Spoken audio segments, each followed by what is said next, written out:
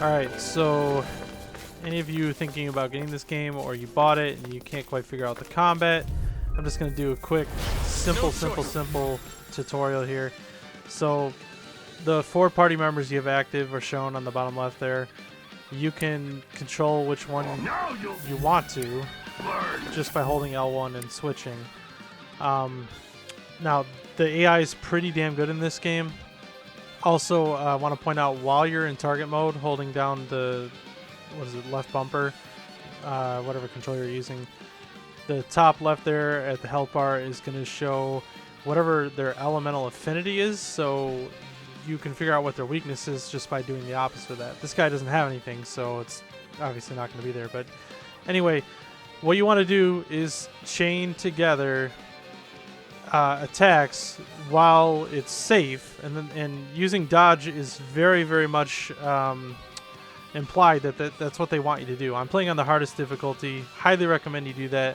Also highly recommend you don't buy any of the DLC that isn't costumes, because it's going to change the game significantly.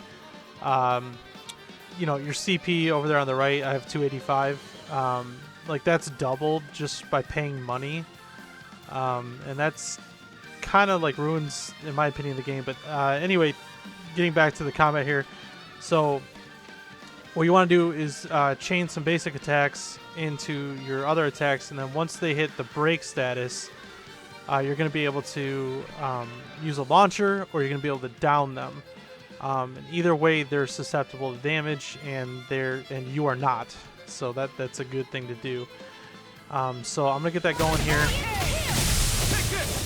So he's casting a spell, and that's going to hit me because I'm bad at the game. You see how that blue triangle in the middle of him is starting to go up?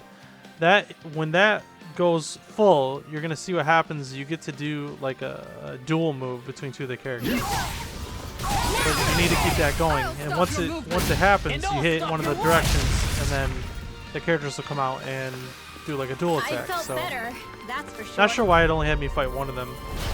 Thought I would do both.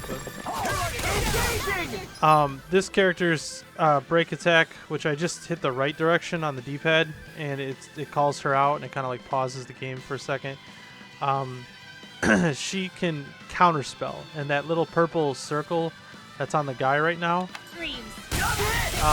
that was him casting a spell. So she not only countered his spell, she puts him into a down state, and she steals his cast charge. She has a mechanic where she can charge her casts and then make her spells bigger. So she gets that for free for using her break.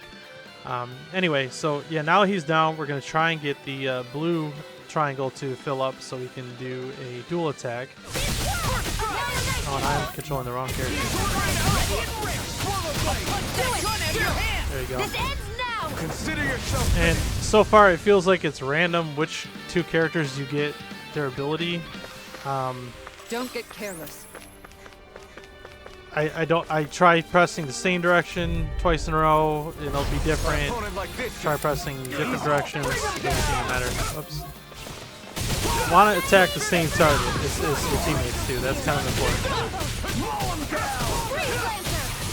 So once he says break, you can use a launcher and launch him in the air like this, and then you can juggle. This ends now. Consider yourself finished. That's my cue. Shut him down. Oh, missed my juggle there. That's okay. Will this hurt? Now, get toasty. And we got him. So yeah, that's just kind of a basic look at how like your normal fights will go. There is a lot more depth to it. There's a lot more involved with like the strategy. You can customize like how the characters play, and you can use the preset ones, but I like to set it up the way I like it. And then there's a lot of depth too with the character development here.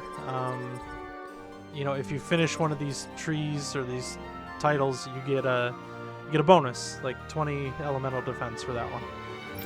And all the characters unlock different ones, and they tell you what you need to do to unlock the new ones. So anyway, that's it. Hope you enjoyed, and feel free to ask questions in the comments below.